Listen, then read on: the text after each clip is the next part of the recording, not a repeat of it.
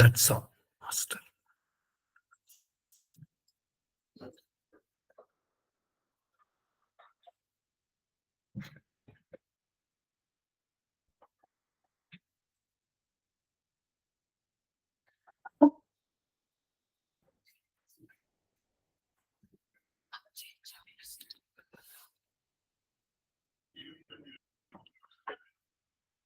అందరు సోదర సోదరీమణులందరికీ నమస్కారం.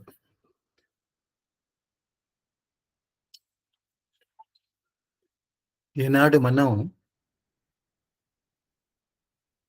స్పిరిచువల్ అనాటమీ బుక్ రీడింగ్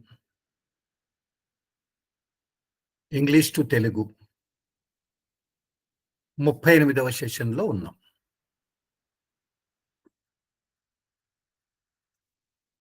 ఈ మధ్యనే మనం చారీజీ గారి భండారాలో పాల్గొన్నాం.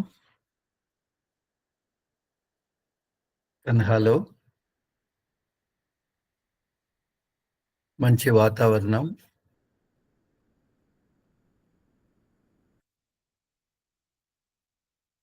అదేవిధంగా మాస్టర్ గారు కూడా భండారా అయిన తర్వాత ఆయన ఈ దినం కూడా గోవాలో ఉన్నారు, తర్వాత సూరత్ వెళ్తారని చెప్పారు. సో ఇప్పుడే సత్సంగం కూడా అయిపోయింది. ఇది ఒక శుభ పరిణామం.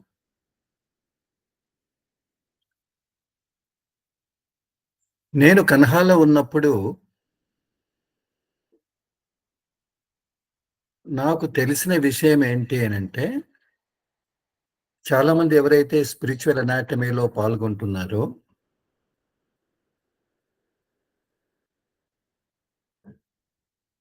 అక్కడ హోప్ ప్రోగ్రామ్ జరిగింది. హోప్ ప్రోగ్రాంలో ఈ స్పిరిచువల్ అనాటమీ మీద క్విజ్ అరేంజ్ చేసినారు. సో చాలా మంది మన తెలుగు వాళ్ళు క్విజ్లో పాల్గొన్నారు. నేను అక్కడ వెళ్తూ ఉంటే చాలా మంది కనపడి స్పిరిచువల్ అనాటమీ తెలుగులో రాకపోయినా మేమందరము ఎంతో ఉత్సాహంగా అటెండ్ అయ్యాము. ఎందుకు అనంటే మీరు చేసే మన ఇంగ్లీష్ టు తెలుగు ప్రోగ్రామ్ అని చెప్పారు.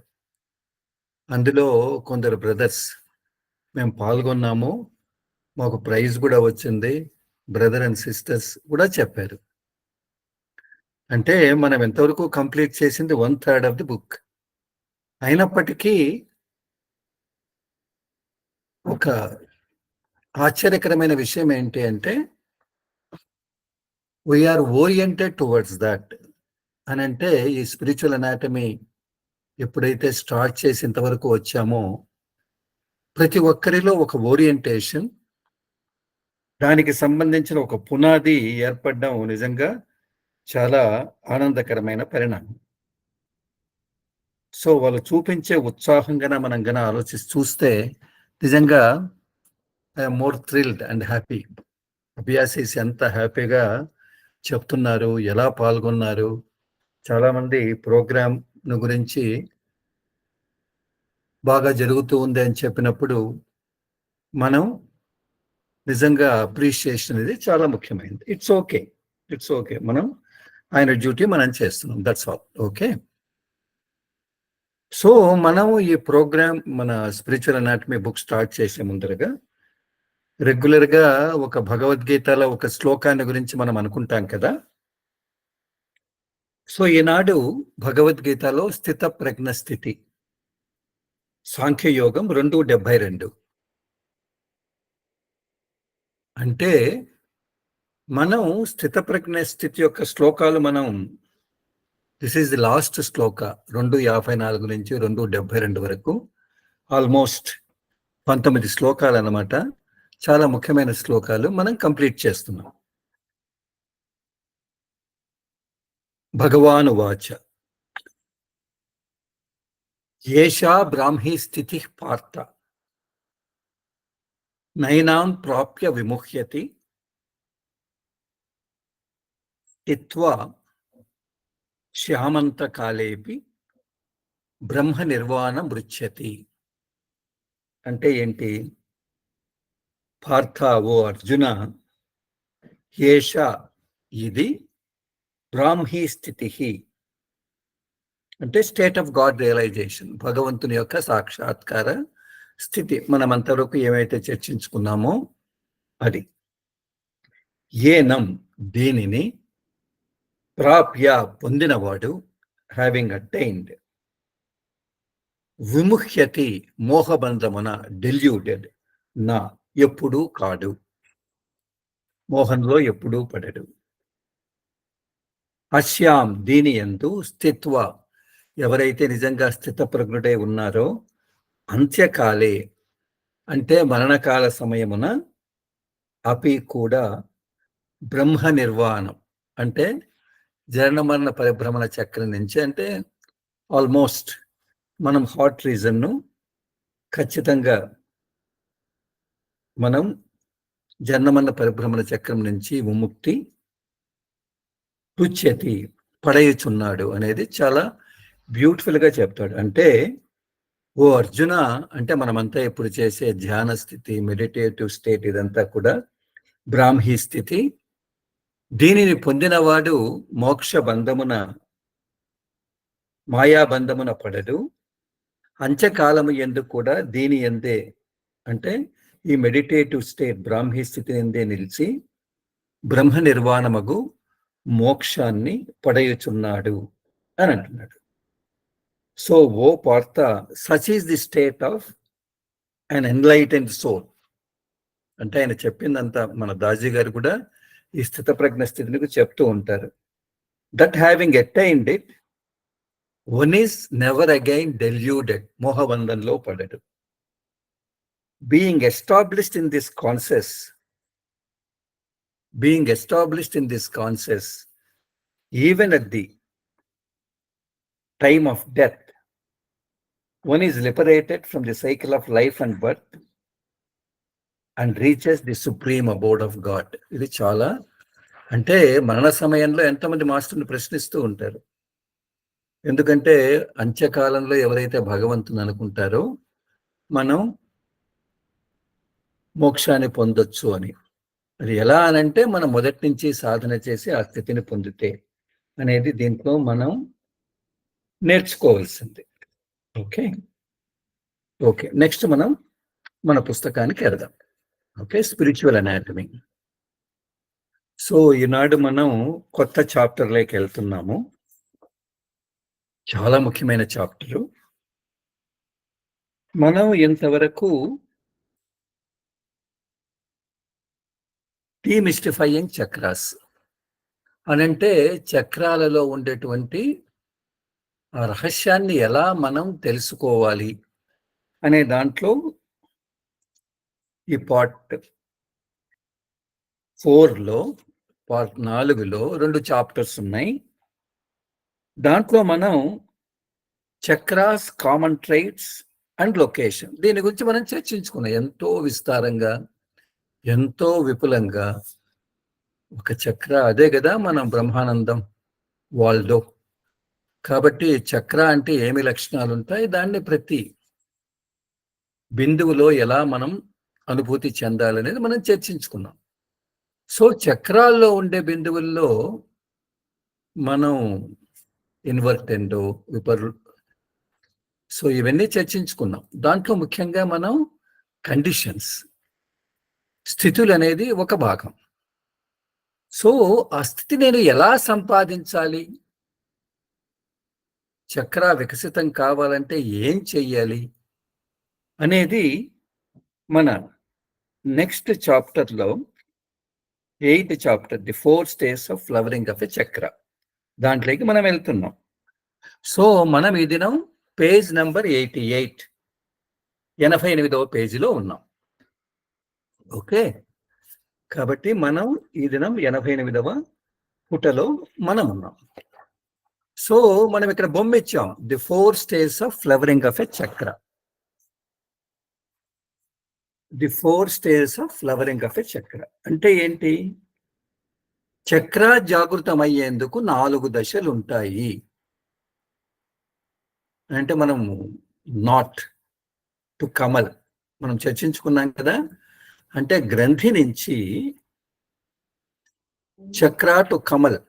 కమల్ తయారు కావాలి, జాగృతం కావాలి అనంటే మన లోపల 4 దశలుంటాయి అని దాజీ గారు చెప్తున్నారు. చూద్దాం. ఆయన మనల్ని ఎలా ముందుకు తీసుకెళ్తారు? ఇది చాలా ముఖ్యమైన చాప్టర్. చాలా అద్భుతమైన, అందమైన చాప్టర్.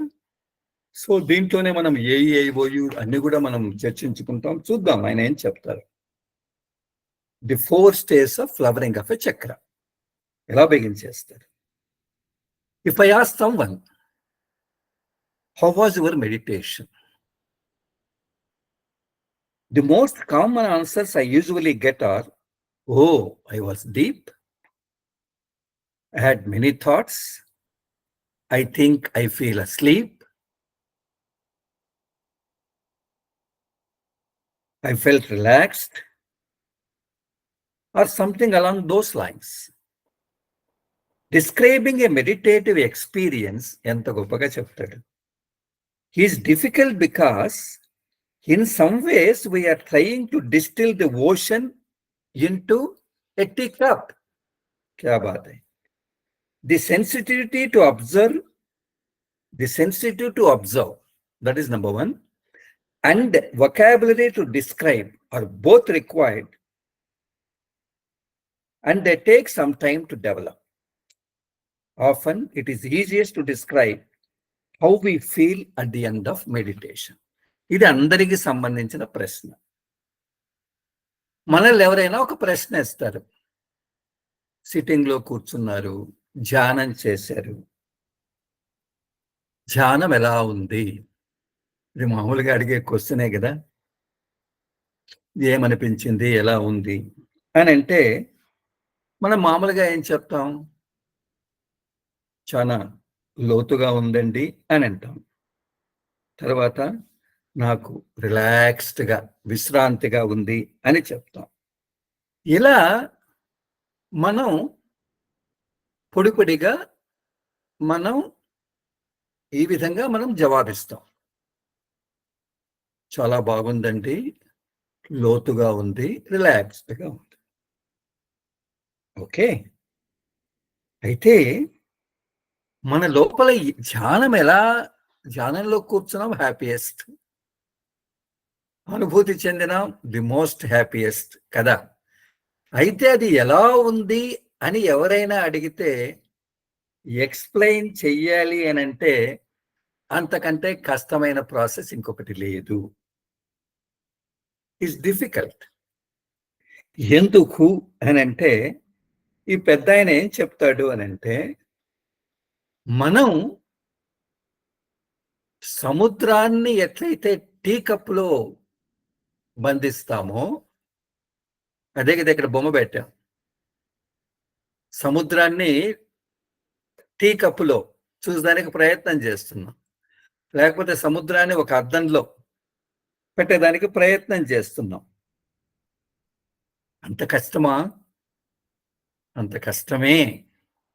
మనందరికీ అదే అనిపిస్తుంది. ఇది మన అందరికీ ఉండే కష్టమే కదా. సిట్టింగ్ వరకు బాగానే ఉంది. సిట్టింగ్ తర్వాత ఏముంది అని అడిగితే మన ఏమంటాం, పంచప్రాణాలు ఎక్కడికో వెళ్ళిపోతాయి. దాజీని అడిగారు అనుకో మనల్ని ఎదురుగా,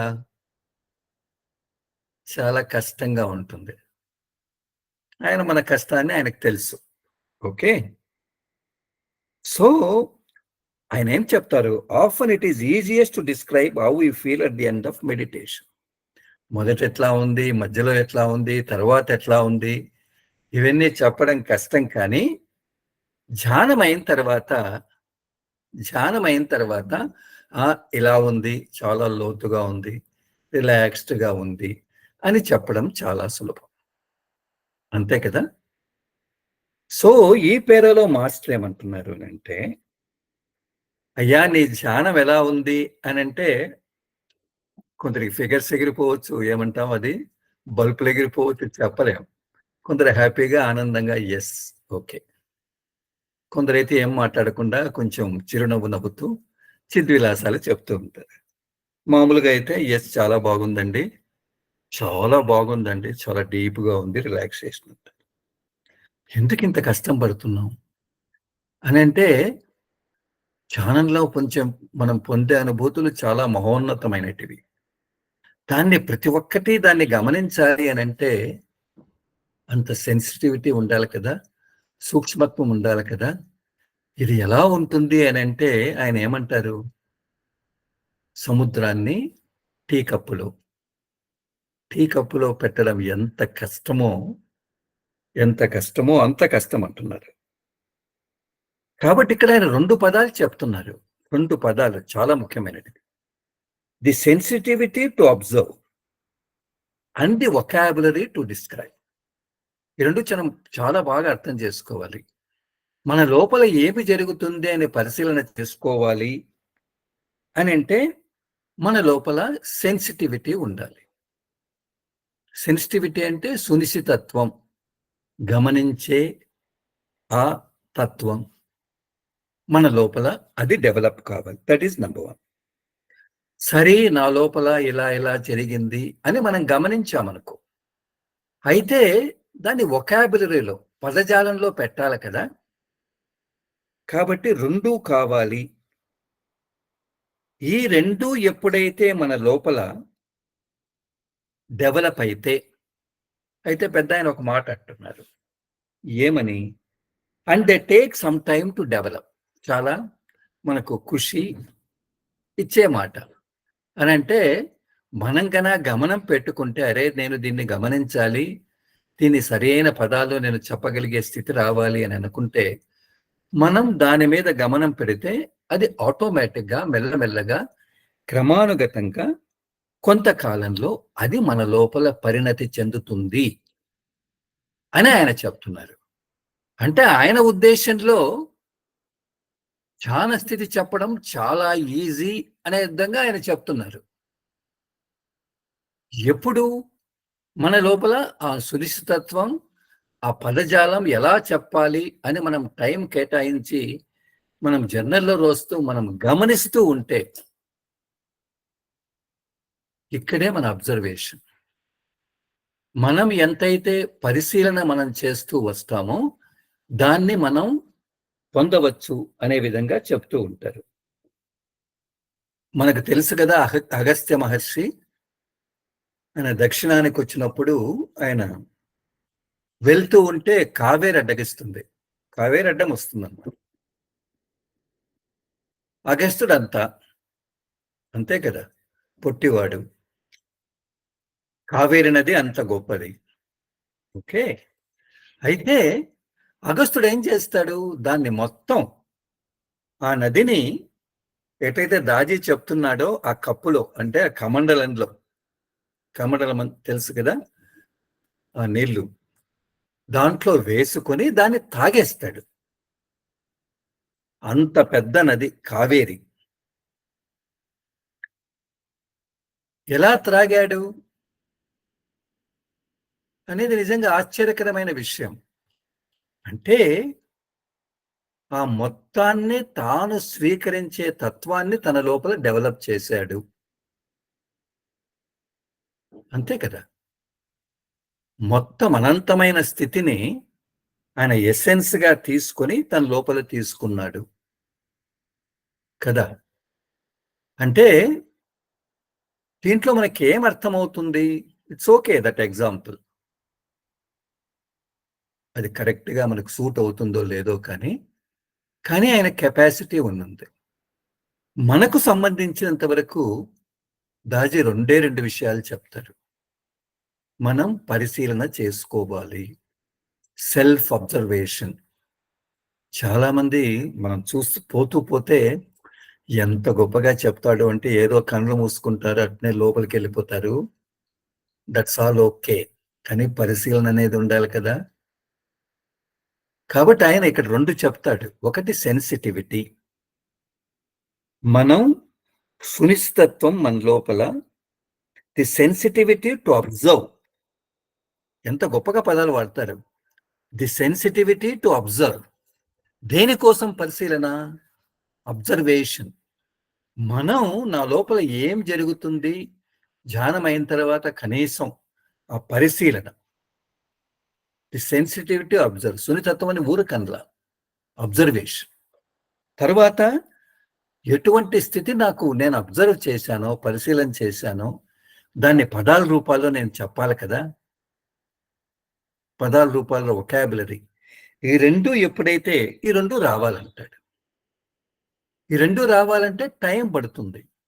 దాని మీద మనం గమనం పెట్టాలి. లేదు నేను 20 ఏళ్ల నుంచి సాధన చేస్తున్నాను, it's all okay, it's all okay, it's all okay అని దాజీ అంటారు. అయితే మనం ఎప్పుడైనా దీన్ని స్టార్ట్ చేస్తాము అనే విధంగా ఆయన మాట్లాడతారు. ఇంకా చెబుతూ, అరే ధ్యానం ఎలా ఉంది అని అంటే లాస్ట్లో ఎలా అనిపించింది మీతో పాటు నేను కూడా. సో చాలా బాగుంది, ప్రగాఢంగా ఉంది చెప్తాం.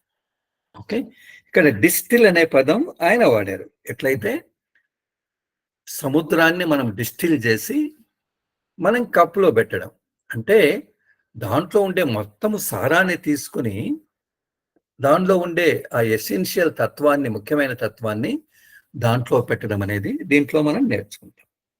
Okay, next brother. సో ఇక్కడ మాస్టర్ గారు ఎంత గొప్పగా చెప్తారు. What is condition? ఇప్పుడు మనల్ని పరిశీలన చేయమంటున్నారు కదా. What is condition? మనం ఎంతవరకు ముందుగా అక్కడ ముందు చాప్టర్లో కండిషన్ అంటే ఏంటి, మనకి ఎటువంటి ఆనంద స్థితులు వస్తాయి, మనం అన్నీ చర్చించుకున్నాం కదా. ధైర్యం అంటాం, లేకపోతే ప్రశాంతత అంటాం, ఇవన్నీ మనం ఇట్స్ ఓకే అక్కడ మనం క్లుప్తంగా నేర్చుకున్నాం. ఇక్కడ మనం చాలా గొప్పగా దాజీ ఎక్స్ప్లెయిన్ చేస్తారు. What is condition? కండిషన్ అంటే స్థితి కదా, లేకపోతే దశ అని అంటాం. సో దశ అంటే ఏంటి, స్థితి అంటే ఏంటి, కండిషన్ అంటే ఏంటి అనే దాన్ని ప్రతి ఒక్కదాన్ని నేను నిర్వచించాడు, పదాల్లో పెట్టారు. Will read. A condition is what you feel at the end of meditation. Peaceful, joyful, blissful, light, agitated, restless, content, irritable, ఇవన్నీ మనకు వస్తున్నాయి కదా. Happy, emboldened, settled and compassionate. These conditions are the gifts of your practice. Each time you sit to meditate, the bracketed energy gently flows into the center of our consciousness, that is our heart. We feel this energy in the form of conditions in the heart. Kya baat hai? Last sentence is very important. We feel this energy in the form of conditions in the heart. Kabatti question enti,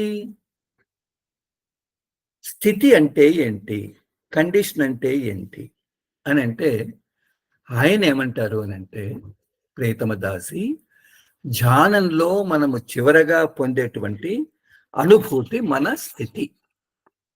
okay, అనుభూతి ధ్యానంలో మనము చివరగా పొందే అనుభూతి. అది ఎలా వస్తుంది అనేది తర్వాత ఆయన ఎక్స్ప్లెయిన్ చేస్తారు. అయితే ధ్యానంలో మనము చివరగా ఏమేమి అనుభూతి చెందుతాం? పీస్ఫుల్ అంటే శాంతం, ప్రశాంతత. జాయ్ఫుల్ ఆనంద స్థితి, మనమందరం చూసాం పండారాలు. బ్లిస్ఫుల్ పరమానంద స్థితి. లైట్ తేలికదనం. ఓకే, అజిటేటెడ్ అంటే ఒక్కో తూరి ఎంతో కలతగా ఉంటుంది మెడిటేషన్ చేస్తే చివర్లో. రెస్ట్లెస్, అబ్బా ఎందుకు కూర్చున్నాం, విశ్రాంతి లేని ఒక తత్వం ఒకటి ఉంటుంది. కుదిరి కంటెంట్, ఎంతో ప్రసన్న చిత్తంతో, ప్రసన్న తత్వం మన లోపల ఉంటుంది. ఇరిటబుల్ అంటే ఒక్కొక్కరి ఎంతో చికాకు ఉంటుంది. ఎంబోల్డెండ్ అని అంటే ఒక విధమైన ధైర్యం, నేను ఏదైనా సాధించగలను.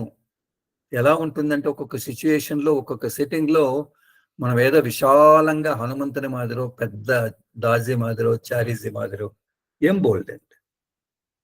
సెటిల్డ్ అని అంటే ఎంత స్థిరంగా సోకే ప్రతి ఒక్కటి తిరిగిపోతుంది అనేటువంటి స్థిరం. అండ్ కంపాషనేట్ అంటే ఒక కరుణ, దయ చివరిలో మనకు ఇవన్నీ వస్తాయి. ఇవన్నీ కూడా మాస్టర్ గారు చెబుతూ మనం సాధనలో పొందేటువంటి గిఫ్ట్స్, బహుమతి అని అంటారు. అంటే చికాకు కూడా ఒక బహుమతే, తరువాత ప్రసన్నత ఒక బహుమతే, శాంతి, ఆనందం, పరమానందం, తేలికదనం, కలత చెందడం, విశ్రాంతి లేనితనం, తర్వాత ధైర్య స్థితి, మనం విశాలంగా అయిపోవడం, స్థిరం మన లోపల, దయ, ప్రతి ఒక్కటి కూడా గిఫ్ట్స్ ఆఫ్ మెడిటేషన్. ఎంత గొప్పగా చెప్తాడు. మనం ధ్యానంలో పొందే గిఫ్ట్స్, ధ్యానంలో పొందే ఈ బహుమతులను మనం ఏం పిలుస్తాం? కండిషన్, స్థితి అని పిలుస్తాం. చిరాకు వచ్చిందా? అది స్థితియే. కలత పొందామా? అది స్థితియే. నీవు ఎంతో ధైర్యం నీ లోపల వచ్చిందా? అది కూడా స్థితియే. శాంతి, ఆనందం, పరమానందం, కరుణ, ఇవన్నీ కూడా మనం అనుభూతి చెందుతాం కదా. This are all called conditions. కాబట్టి కండిషన్ అనేది ఏదో ఆ వైపే ఉండాలనేది కాకుండా ఈ వైపు ఆ వైపు రెండు వైపులా ఆయన చెప్తున్నారు. ఎందుకంటే కొన్ని కొన్ని మన లోపల నుంచి లోపలికి నుంచి బయటికి వెళ్ళేటప్పుడు అది ఎన్నో రూపాల్లో మన లోపల బయటికి వెళ్తుంది అనే అర్థాన్ని ఇక్కడ మనం చర్చించుకుంటున్నాం. అక్కడ ప్రేతమ దాది చెప్తున్నారు. అయితే ఇది ఎలా స్థితి వస్తుంది అని అంటే ఆయన చెబుతూ, మనం ప్రతి ఒక్క తూరి ఎప్పుడైతే ధ్యానం చేస్తామో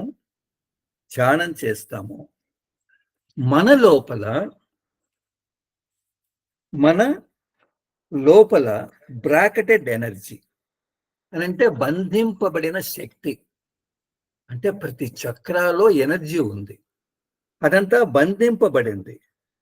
అదేం చేస్తుంది? ఎప్పుడైతే మనం ధ్యానం క్రమానుగతంగా చేస్తూ పోతామో ఈ శక్తి కూడా క్రమానుగతంగా డే బై డే మన లోపల నుంచి రిలీజ్ అవుతుంది. మన లోపల నుంచి మేనిఫెస్ట్ అవుతుంది, వ్యక్తం అవుతుంది, బయటికి వస్తుంది అని అంటున్నారు. ఓకే, మేనిఫెస్ట్ అవుతుంది అని అంటున్నారు. అని చెబుతూ ఎప్పుడైతే మన లోపల చక్రాల్లో ఉండేటువంటి అత్యున్నత శక్తి, అత్యున్నత ఓజో శక్తి, మన హృదయమే కదా చైతన్య కేంద్రం. చైతన్య కేంద్రంలోకి ఎప్పుడైతే ఇది ప్రవేశిస్తుందో హృదయంలోకి, మనము దాన్ని హృదయంలో ఎలా అనుభూతి చెందుతాము? ఆ శక్తిని స్థితుల రూపంలో అనుభూతి చెందుతాము, కండిషన్స్ రూపంలో అనుభూతి చెందుతాము అని దాజీ అంటారు. అంటే దీంట్లో మనం ఏమర్థం చేసుకున్నాం అని అంటే, కండిషన్ ఎలా డెవలప్ అవుతుంది అనేది ఆయన ఎక్స్ప్లెయిన్ చేస్తా. నువ్వు మెడిటేట్ చేస్తే ఏమవుతుంది? బందీగా గ్రంథి రూపంలో లోపల అలా బందీగా ఉండేటువంటి శక్తి అది రిలీజ్ అవుతుంది. అది ఎటువంటి శక్తి? చాలా ఉన్నతమైనటువంటి ఓజో శక్తి. ఓజస్ అంటే మనకు తెలుసు కదా, అంత అత్యుత్తమమైన శక్తి. అది రిలీజ్ అయి మన హృదయంలోకి ప్రవేశిస్తుంది, హృదయంలోకి ప్రవహిస్తుంది అని అంటున్నారు. ఎందుకు అనంటే హృదయం అనేది మన చైతన్య కేంద్రం. అయితే హృదయంలోకి ప్రవేశిస్తుంది, బాగానే ఉంది. ఇది మనకు ఎలా వ్యక్తం అవుతుంది? How can I recognise? నేను దాన్ని ఎలా తెలుసుకుంటాను అని అంటే మాస్టర్ చెప్తున్న in the form of conditions in the heart. హృదయంలో మనం పొందేటువంటి స్థితులు అని అంటున్నారు. సో ఈ పేర మాత్రం చాలా బాగుంది. కాబట్టి ఇంకొకరు అనుకున్న తప్పేం లేదేమో. కండిషన్ అంటే మనం ధ్యానంలో పొందేటువంటి చివరి స్థితి. ఇది ఎన్నో రకాలుగా ఉంటుందనుకుంటున్నాము. ఇవన్నీ మనం ధ్యానంలో పొందేటువంటి కండిషన్ అనేది మన సాధనలో పొందేటువంటి బహుమతులు. ధ్యానం ఎప్పుడైతే చేస్తామో మన బందీగా ఉండేటువంటి శక్తి ఆవిష్కరణ బయటకొచ్చి మన హృదయం చైతన్య కేంద్రం లేకొస్తుంది. అది ఎక్కడ స్థితుల రూపంలో మనము దాన్ని అనుభూతి చెందుతాము. ఎంత క్లిష్టమైన సబ్జెక్ట్ను ఆయన ఎంత హ్యాపీగా చెప్తున్నారు అనేది ఇక్కడ మన భావం. ఓకే. ఇక్కడ ఆయన ఒకటి చెప్తున్నారు, ఎంత జాగ్రత్తగా ఉండాలి అనేది ఆయన చెప్తున్నారు. You need to be vigilant in nurturing the condition. బాగా మనం దీన్ని అండర్లైన్ చేయాలి. When you protect and nurture the condition, it grows into a meditative state that carries you. Underline. But if you lose the condition by, say, checking your phone immediately, immediately after meditation, or getting into some useless chit chat, then you revert to the previous state. It is like drawing water from a well with a bucket full of holes. By the time you pull up the bucket, it almost empty. It happens to most of us. We enjoy an excellent condition, and within a few hours, what was created is lost.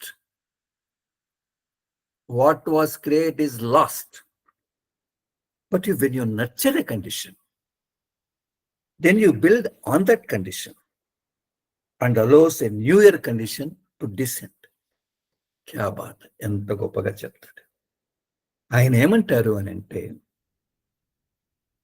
మనం condition గురించి మనం మాట్లాడుకుంటున్నాం. ఈ condition, ఈ స్థితులు లేకపోతే దశలు అంటామనుకో, దీన్ని మనం పోషింప చెయ్యాలి, పాలన పోషణ చెయ్యాలి. ఓకే, దీన్ని పాలన పోషణ చేయడంలో నీవు విజిలెంట్గా ఉండాలి. విజిలెన్స్ స్క్వాడ్ వస్తుంది కదా, అప్రమత్తంగా వాళ్ళంతా తిరుగుతూ ఉంటారు కదా. వేరే దొంగలు వచ్చారా, లేకపోతే ఇంకా టెర్రరిస్టులు వచ్చారా, విజిలెన్స్. సో ఆయన చెబుతూ, స్థితి వస్తుంది, ఇట్స్ ఓకే, ఎవరికైనా వస్తుంది, కానీ దాన్ని నర్చర్ చేయాలి కదా, దాన్ని పెంచాలి కదా. అక్కడ నీవు జాగ్రత్తగా ఉండాలి. ఎప్పుడైతే నీలో వచ్చే స్థితిని నీవు కాపాడుకోవాలి, ప్రొటెక్షన్ కాపాడుకోవాలి, పోషించుకోవాలి. చూద్దాం ఎలా కాపాడుకోవాలి, ఎలా పోషించుకోవాలి. ఎప్పుడైతే వచ్చే స్థితిని నీవు కాపాడుకొని పోషించుకుంటావో అప్పుడు అది ధ్యాన స్థితిగా మారుతుంది, మెడిటేటివ్ స్టేట్గా మారుతుంది. దాన్ని మనం ఎప్పుడు మనతో పాటు తీసుకుని వెళ్ళొచ్చు. దాన్ని ఎప్పుడు కావాలంటే ప్లీజ్ డూ కమ్ అంటే అది వస్తుంది. That's it. కాబట్టి ఇక్కడ ఒక సొల్యూషన్ ఇస్తున్నాడు ఆయన. మెడిటేటివ్ స్టేట్ ఎలా వస్తుంది, ధ్యాన స్థితి ఎలా వస్తుంది అని అంటే, స్థితి వస్తుందిరా బాబు, కానీ దాన్ని నువ్వు రక్షించుకోవాలి, దాన్ని పెంచుకోవాలి, పోషించాలి. అప్పుడది నీ లోపల ధ్యాన స్థితిగా పెరుగుదల చెంది అది నీతో పాటు ఎప్పుడూ ఉంటుంది. దట్ క్యారీస్ యూ అంటున్నాడు. You are not carrying that. అది నిన్ను మోసుకెళ్తుందిరా బాబు, నువ్వుగా దాన్ని మోసుకెళ్ళాలి అంటే అది మనతో ఎప్పుడు ఉంటుంది అని అంటున్నాడు. అంటే బానే ఉందండి. ధ్యాన స్థితి పెట్టుకోవాలనుకుంటున్నారు. సరే బానే ఉంది. అయితే ఈ స్థితిని మనం ఎట్లా పోగొట్టుకుంటాం? స్థితి ఉండాలి, కాపాడుకోవాలి, పోషించుకోవాలి. కానీ ఈ స్థితిని మనం ఎట్లా పోగొట్టుకుంటాం? Is it that much fragile? అంటే కిందేస్తేనే అట్లా పగిలిపోతుందా? గాజు వస్తువా ఇది? అనగానే మనం ప్రశ్నించొచ్చో, ప్రశ్నించలేదో తెలియదు గానీ, మనం మాట్లాడుకుంటున్నాం. ఆయన చెబుతూ, యెస్. ఈ స్థితిని మనం పోగొట్టుకోవచ్చు. ఎలా? ధ్యానం అయిపోతూనే ఇమ్మీడియేట్‌గా ఫోన్ చూడండి. మనం ఎలా మన యొక్క స్థితిని మనము స్పాయిల్ కొద్దిసేపు ఉండొచ్చు కదా! ఇమ్మీడియేట్‌గా మనం ఏం చేస్తాం? ఫోన్ తీసి టక టక టక టక టక ఎక్కడున్నారు? ఆహ్, ఎవరు ఫోన్ చేశారు? ఇది గన మీరు చూసుకున్నారు అనంటే కండిషన్ ఈస్ గాయం. అంటే యూ లూజ్ ది కండిషన్. నువ్వు కండిషన్‌లో పోగొట్టుకుంటున్నావు. That is number 1. తర్వాత ఎలా పోగొట్టుకుంటావు అంటే ధ్యానం అయిపోతూనే పిచ్చాపాటి, చెత్త మాటలు, కాలక్షేపం, ఓకే. బుగుసుపోక, ఉబుసుపోక అంటాం కదా! సో, ఇవన్నీ ఎప్పుడైతే స్టార్ట్ చేస్తామో, మనం స్థితిని పోగొట్టుకొని, ధ్యానానికి ముందు ఎటువంటి స్థితి అయితే ఉందో, మళ్ళా బ్యాక్ టు ది పెవిలియన్ అంటాం. మళ్ళా వెనక్కెళ్ళిపోతామంటాం. క్యా బాత్ హై! క్యా బాత్ హై! అంటే ఆయన చెప్పేదేంటి? ధ్యానం అయిపోతూనే ఆ స్థితిని నువ్వు నిలుపుకోవాలి. కొద్దిసేపు అలానే కూర్చో. అలా కాకుండా నేను ఫోను చూస్తాను, పక్కన మా ఫ్రెండ్ ఉన్నాడు, లేకపోతే ఇంకొకరున్నారు, మనం మాట్లాడతాము అనంటే నీవు పోగొట్టుకుంటున్నావు. అనంటే నువ్వు ధ్యానం చేసి ప్రయోజనం లేదు. కళ్ళు మూసుకున్న ప్రయోజనం లేదు. ధ్యానానికి ముందు, సిట్టింగ్ ముందు, బండారాలో ధ్యానానికి ఇచ్చేదానికి ముందు ఎలా ఉన్నావో ఆ పాటికి మళ్ళా అది బ్యాకెళ్తుంది. అంటే is it that much fragile? మళ్ళా మాట్లాడుతున్నానదే. అంటే అంత సున్నితమైంది మన స్థితి. అంత కోమలమైంది మన స్థితి. అంత సాఫ్ట్‌గా ఉండేది కండిషన్. కాబట్టి కొద్దిసేపు మనం జాగ్రత్తగా ఉంటే, దాన్ని మనతో పాటు మనం పెట్టుకోవచ్చు కదా! అది మనలో ఎప్పుడూ ఉంటుంది కదా! మనం ఈ చిన్న విషయాలను మనమెందుకు నెగ్లెక్ట్ చేస్తున్నాము? బండారాకెళ్తాం, ఎన్నో ఊర్ల నుంచి మనం వెళ్తాం. ఎంతో ఖర్చు పెట్టుకొని ఎళ్తాం. వర్షంలో అంతా తడుస్తాం. గొడుగులతో అంతా ఎళ్తాం. బాగానే ఉంది. వాతావరణం అనుకూలంగా లేకపోవచ్చు. మాస్టర్ గారు 40 మినిట్స్, 1 అవర్ సిట్టింగ్ ఇస్తారు. ఎంత మంచి అనుభూతి, ఒక స్థితి అనేది మన లోపలొస్తుంది. ఆ స్థితి వచ్చి దాంట్లోనే వై కాంట్ యూ ఎంజాయ్? ఒకతూరి తాజీ ఆ సిట్టింగ్స్ అయిపోతే మనం ఎంత ఆనంద స్థితిలో ఉంటాం. ఆనంద స్థితిలో ఉంటాం. వాళ్ళేం అనౌన్స్ చేయాల్సిన అవసరం లే. అరే! మీరు మెడిటేషన్ రూమ్‌లో ఉన్నారు, హాల్‌లో ఉన్నారు. మాట్లాడొద్దు, బయటికి పోయి మాట్లాడొద్దు. ఇయన్నీ మనకేం అనవసరం కదా! అవన్నీ వాళ్ళు ఏం మాట్లాడతారో మనలో స్థితి అనేది పర్మనెంట్‌గా నిలబడాలి అనంటే, లేకపోతే మళ్ళా ఎంతో కష్టపడాలి కదా! ఉపయోగం ఏంటి? ఓకే. అని చెబుతూ, ఇది ఎలా ఉంటుంది అనంటే, ఆయన చెబుతూ, మనం బావి నుంచి మనం నీళ్లు బకెట్‌తో మనం చేంతాడుతో మనం పైకి లాగుతాం గదా! అయితే బకెట్ కిందంతా రంధ్రాలున్నాయనుకో, చిల్లులున్నాయనుకో, లోపలికెళ్తుంది, నీళ్లు నిండుతుంది. అలా బయటికి తీస్తూనే నీళ్ళంతా వెళ్ళిపోతాయి. అంటే నువ్వు దాన్ని నింపుతూనే అది ఎంప్టీ అవుతుంది. ఖాళీ అవుతుంది. అంతే గదా! మనందరికీ తెలుసు. అదే విధంగా మనం సెట్టింగ్స్‌లో గాని, మెడిటేషన్‌లో గాని, బండారాలో గాని, మనం ఒక మంచి ఎక్సలెంట్ కండిషన్, చాలా అద్భుతమైన స్థితిని మనం అనుభూతి చెందుతాం. అయితే కొన్ని గంటల్లోనే అది మనం పోగొట్టుకుంటాం. కొన్ని గంటల్లోనే ఉంటాడు. అయితే ఆ స్థితిని గన నువ్వు పోషించుకుంటే, కాపాడుకొని పోషించుకుంటే, ఆ స్థితి మీద నీవొక బిల్డింగ్ కట్టొచ్చు. అంటే అర్థం ఏంటి అనంటే, ఎప్పుడైతే ఆ స్థితి నీ లోపల నీవు స్థిరమవుతుందో, ఇంకొక కొత్త కండిషన్ నీ లోపల అవనతమవుతుంది. నీ లోపలికి వస్తుంది. నీవు దాన్ని స్వీకరించవచ్చు. ఎంత గొప్ప విషయం. ఆ 2, 3 నిమిషాలు, 5 నిమిషాలు మనం కొంచెం జాగ్రత్తగా ఉంటే ఆయన ఏం చెప్తున్నాడాయన? నువ్వు ఎక్సలెంట్ కండిషన్ అనుభూతించేంత ఎంత బాగుందండి దాజీ గారి సిట్టింగ్. బానే ఉంటుంది. ఈరోజు సిట్టింగ్ ఎంత బాగుంటుందండి. బానే ఉంటుంది. అయితే అది ఎక్సలెంట్ కండిషన్. అద్భుతమైన స్థితిని నువ్వు పొందావు.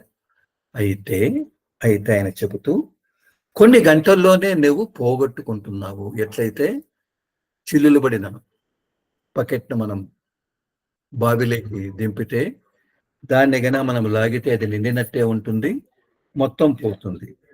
అలా కాకుండా నీవు గన ఆ స్థితిని కొద్దిసేపు దాన్ని మనం మన లోపలికి అసిమిలేషన్ జీర్ణం చేసుకునే దానికి ఎప్పుడైతే ప్రయత్నం చేస్తామో, కాపాడుకొని దాన్ని పోషించుకునేదానికి, పెంపొందించుకునే దానికి ఎప్పుడైతే ప్రయత్నం చేస్తామో ఏమవుతుంది? ఒకటి, ఏదైతే మన లోపల దశ ఏదైతే వచ్చిందో అది మనం స్థిరపరచుకుంటాము. దాని తర్వాత నెక్స్ట్ దశ అది ఆకర్షిస్తుంది. నెక్స్ట్ కండిషన్‌ను అది లాగుతుంది. నెక్స్ట్ కండిషన్ మన లోపల అవనతమవుతుంది. మన లోపలికి వస్తుంది. మేనిఫెస్ట్ అవుతుంది అని ఎంత గొప్పగా చెప్తున్నారు అనంటే అంత గొప్పగా చెప్తున్నారు. నెక్స్ట్ సెంటెన్స్ ఇంకా బాగుంది. So next slide brother. ఇక్కడ కొన్ని పదాలు వాడతారు ఆయన. టైం అవుతుందా? A condition is something you work in. Work in ఒక పదం మనం అండర్లైన్ చేసుకోవాలి. అండ్ వర్క్ విత్ పదం అండర్లైన్ చేసుకోవాలి. Meaning you can work in the peaceful condition created after meditation and stay connected with it throughout the day. With it అనే పదం మనం underline చేసుకోవాలి. You can also work with, ఇక్కడ కూడా work with అనే పదం వాడుతున్నారు. With the peaceful condition make it grow into harmony and Joy. ఎంత గొప్పగా చెప్తాడైనా.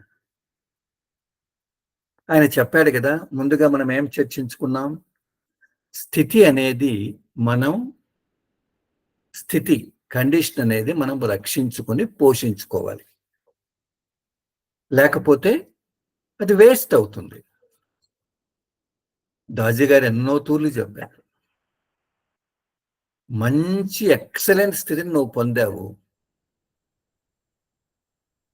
ఇమ్మీడియట్ గా హాల్ నుంచి బయటకు వస్తూనే అక్కడ వేస్ట్ బాస్కెట్స్ ఉంటాయి.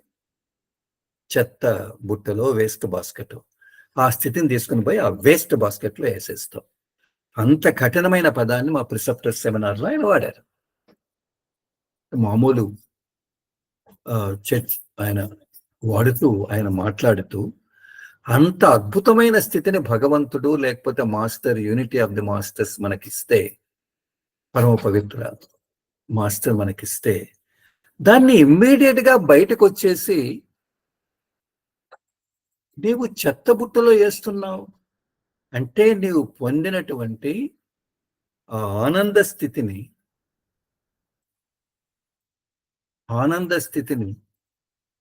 మనం ఏం చేస్తున్నాం? ఇమ్మీడియట్ గా దాంట్లో వేస్తున్నాం కదా.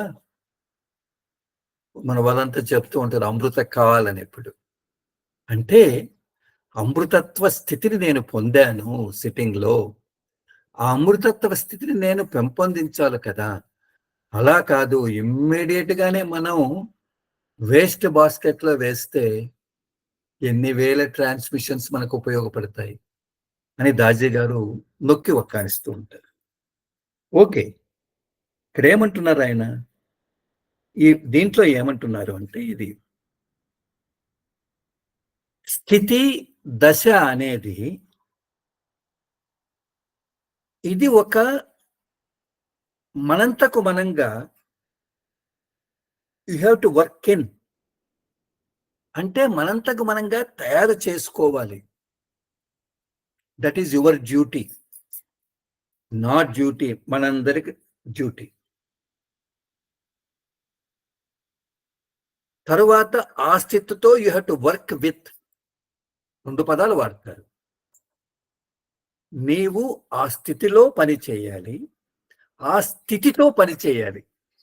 వర్క్ ఇన్ స్థితిలో పని చేయాలి.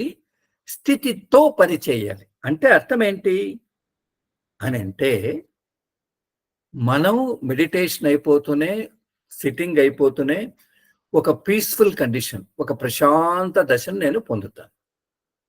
కాబట్టి ప్రశాంత దశను ఎప్పుడైతే పొందుతానో you have to work in that peaceful condition. ఆ ప్రశాంత దశలో మనం పని చేయాలి. ఓకే. ప్రశాంత దశలో మనం పని చేయాలి. ఆ ప్రశాంతత ఎప్పుడు వస్తుంది? ధ్యానం అయిపోతూనే వస్తుంది. తరువాత విత్ ఇట్ అన్నాడు. దానితో ఆ స్థితితో మనము రోజంతా విత్ ఇట్ దాంతో కనెక్ట్ అయి ఉండాలి అని చెబుతూ 2 పదాలు వాడారు. మళ్ళా వర్క్ విత్ అనే పదం వాడుతూ నీవు ఎప్పుడైతే ఆ ప్రశాంత స్థితిని ఎప్పుడూ కలిగి ఉంటావో అది ఏమవుతుంది? అది నీ లోపల వృద్ధి చెంది మన లోపల ఒక సామరస్య స్థితి, ఒక ఆనంద స్థితి మన లోపల కలుగుతుంది అని అంటున్నాడు. ఎంతో అర్థవంతమైన పేర ఇది. చాలా అర్థవంతమైన పేర. అంటే మాస్టర్ గారు చెప్పడం ఏంటి?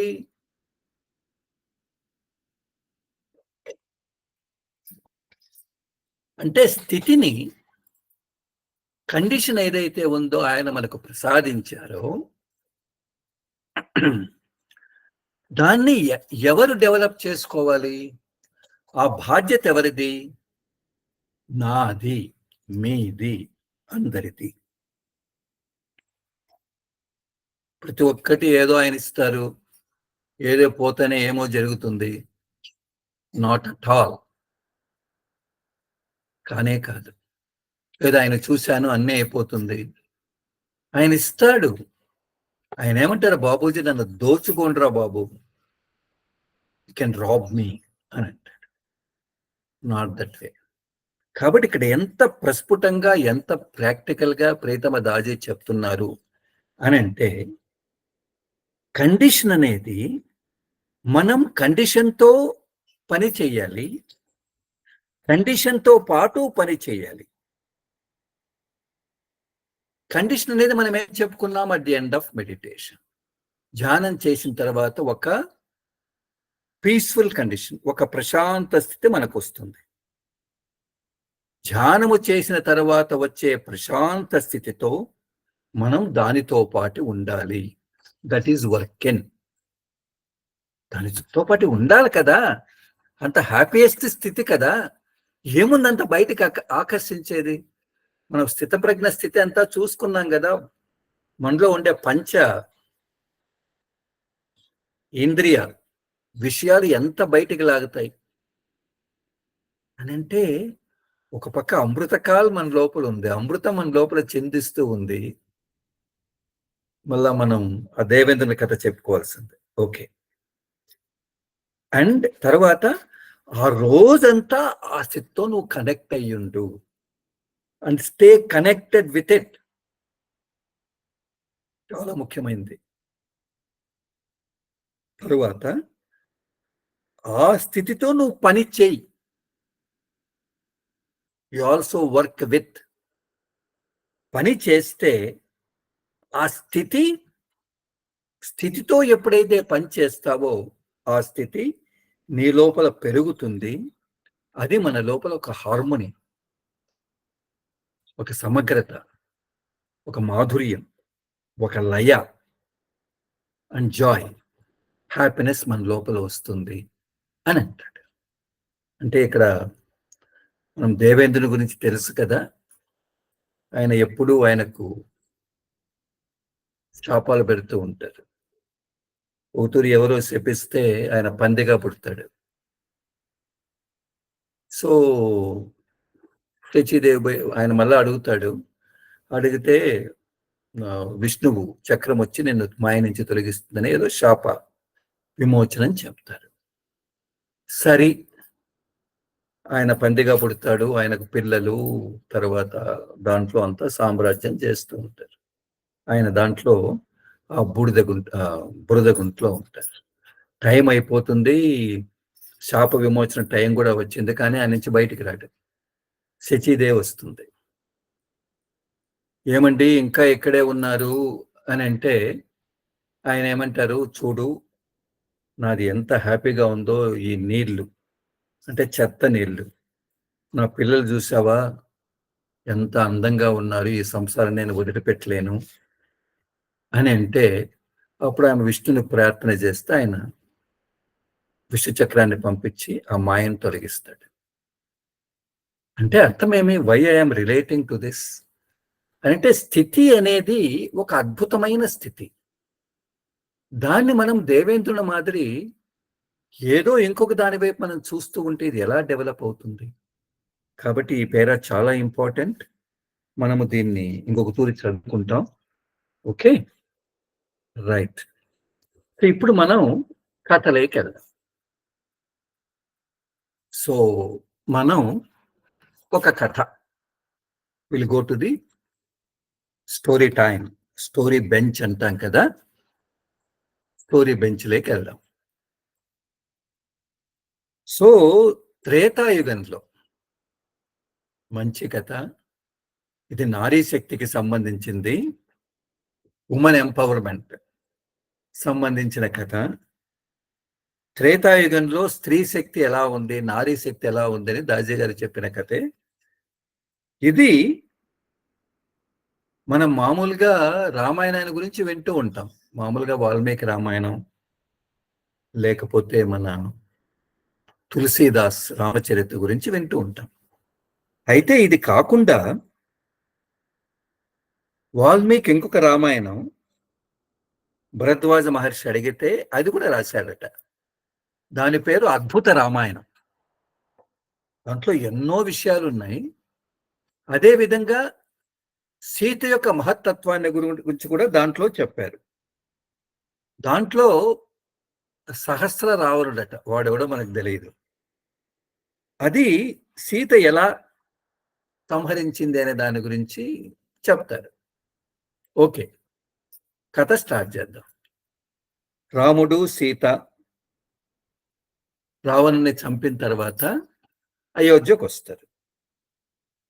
సో వాళ్ళు విజయంతో వస్తారు కాబట్టి లంక నుంచి ప్రజలంతా బాగా ఆహ్వానిస్తారు. రాముని చరిత్రను పొగుడుతారు. దశకంఠుని చంపాడేనా, ఎంత గొప్ప మేలు చేశాడు విశ్వానికి అని అనుకుంటూ ప్రార్థనలు చేస్తూ ఉంటారు. సరే, బాగానే ఉంది. అంతా వచ్చి కూర్చుంటారు సభామంటపంలో. సభామంటపంలో వీళ్ళంతా ఈ విధంగా పొగుడుతూ ఉంటే రాముణ్ణి సీత నవ్వుతూ ఉంటుంది. సీత అదంతా చూసి ఆశ్చర్యంగా చూసి ఆమె పక్కపక్క నవ్వుతుందన్నమాట, నవ్వుతూ ఉంటుంది. అది చూసి సభికులు అడుగుతారు, ఏమమ్మా ఎందుకు నవ్వుతున్నావు తల్లి సీతాదేవి అని అడుగుతారు. అడిగితే ఆమె అంటుంది, దశతలల రావణుణ్ణి రాముడు చంపాడు, సంహరించాడు అని అంటే అది చాలా సాహసోపేతమైనటువంటి చర్యగా మీరంతా చెప్తున్నారు. చాలా సంతోషం. అయితే మీకందరికీ తెలుసా, సహస్ర రావణుడు అనేవాడు ఒకడు ఉన్నాడు. అంటే రావణుడి వాళ్ళ అన్న. సహస్రం అంటే 1000 తలలుండే రావణుడు ఉన్నాడు. వాణ్ణి ఓడించాము, అది మీకు తెలుసా అని అంటుంది. అప్పుడు ఆయన ఆ సభాముఖంలో ఆ కథ చెప్తుంది. రావణుడు చనిపోయిన తర్వాత రావణుని అన్న ఒకడుండేవాడట. వాడి పేరు సహస్ర రావణుడు. వాడు ప్రపంచాన్నంతా కోపంతో రావణుడు తన తమ్ముడు చనిపోయాడని ప్రపంచాన్నంతా నాశనం చేసేదానికి ముందుకొస్తాడు. ధ్వంసం చేయడం ప్రారంభిస్తాడు. అది చూసి రాముడు, అరే ఏంటి వీరింత అన్యాయం చేస్తున్నాడు దుర్మార్గాన్ని, రావణుడు చనిపోయాడు కదా అనుకుంటే వీడు మొత్తం విశ్వనాశనం చేస్తున్నాడు అని వాడిని చంపాలని అతనితో యుద్ధం స్టార్ట్ చేస్తాడు రాముడు. ఓకే, సహస్ర రావణుడు అంటే తెలుసు కదా, 1000 తలలు, 2000 చేతులు. తర్వాత అతను పుష్కర అనేది ఆయన క్యాపిటల్. పుష్కర అనే ప్లేస్ అనమాట. ఆయన అక్కడ ఐలాండ్ అంటే ద్వీపం. ద్వీపంలో అతను ఉంటారు రాక్షసుడు. వాడు రావణాసురుడి పత్తల రావణాసురుడు అంటే చాలా శక్తివంతుడట. అయితే రావణాసురుడు బ్రహ్మ నుంచి ఎన్నో వరాలు పొందాడు.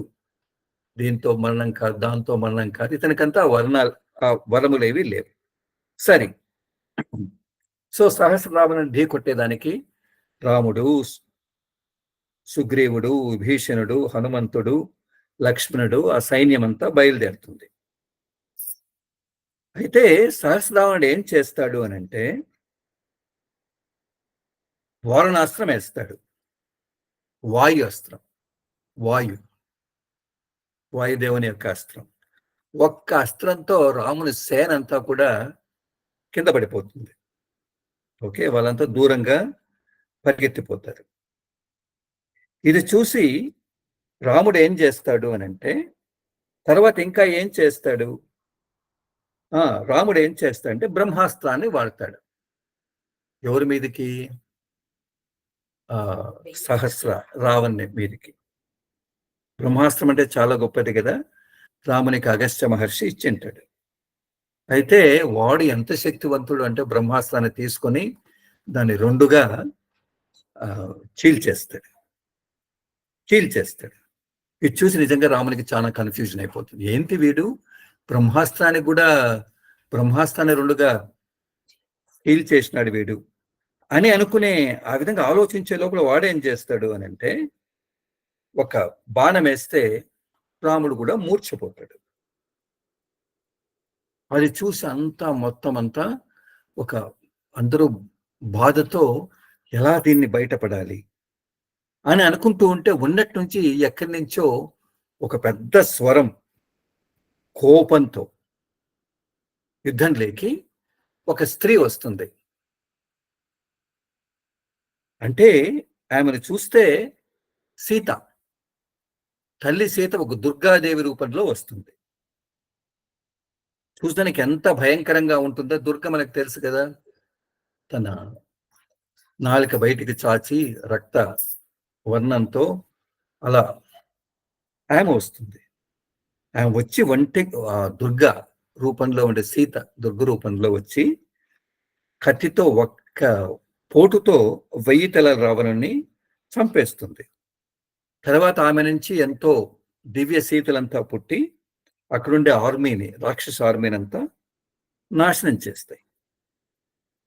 ఇవన్నీ చూసి అందరూ సంతోషపడతారు, కానీ ఆమె ఉగ్రరూపంతో అలానే ఉంటుంది. చూసి దేవతలు కూడా అమ్మా నువ్వు ఉగ్రరూపాన్ని చాలించు అని, శాంతించు తల్లి అని ప్రార్థన చేస్తారు. ఆమె అంటుంది, నేను ఎలా శాంతించగలను? చూశారు కదా, మా భర్త రాముడు చనిపోయిన స్థితిలో ఉన్నాడు. ఆయన గన మీరు మేల్కొల్పితే నేను శాంతిస్తాను. అప్పుడు బ్రహ్మ ఏం చేస్తాడంటే రాముణ్ణి జీవితం అంటే లేచేటట్టుగా పునర్జీవితునిగా చేస్తాడు. ఓకే, రాముడు లేస్తాడు, చూస్తాడు, ఇంకా సీత ఆ ఉగ్ర రూపంలోనే ఉంటుంది. అప్పుడు బ్రహ్మకు చెప్తాడు రాముడు, ఏమి ఇంకా ఉగ్ర రూపంలో ఉందంటే, వర్రీ కావాల్సిన అవసరం లేదు, మీరు వచ్చేసారు కదా, మీరు ఆమె కనపడుతున్నారు కదా, ఆమె మళ్ళా మానవ రూపంలోకి వస్తుంది ఏమి అని ఈయన ఆమెను ప్రశాంతంగా చూస్తూ ఉంటాడు. ఆమె మళ్ళా మానవ రూపంలో వస్తుంది. ఓకే. ఆ విధంగా సహస్ర రావణుడిని ఆమె సంహరిస్తుంది. అంటే దీంట్లో అర్థం ఏంటి? బ్రహ్మ చెబుతూ భగవంతుడు ఎంత ప్రయత్నం చేసినా శక్తి లేకుండా, అదే గదా! మాస్టర్ గారు చెప్తుంటారు దుర్గా, మనం ముందుకు పోలేము అని. సో, అప్పుడు రామునికి ఆమె తన యొక్క రూపాన్ని, ఆ దివ్య తత్వాన్ని చూపిస్తుంది. వాళ్ళంతా అయోధ్యకొస్తారు. తరువాత అక్కడ ఆమె దీనంతా ఎక్స్‌ప్లెయిన్ చేస్తుంది. అంటే దీన్ని బట్టి ఏమర్థమైంది అనంటే, రాముడు, రాముడి భార్య సీత ఎంత శక్తివంతమైంది అనేది అద్భుత రామాయణంలో వర్ణిస్తారు. కాబట్టి మాస్టర్ గారు ఏమంటారు అంటే దీని గురించి చెబుతూ, మగవాడు, స్త్రీ అనేది వ్యత్యాసమేం లేదు. కాబట్టి సీత చాలా అద్భుతమైనటువంటి శక్తివంతురాలు. కాబట్టి నారీ శక్తి అప్పుడంత గొప్పగా ఉన్నది అని అంటారు. Thank you so much. నమస్తే.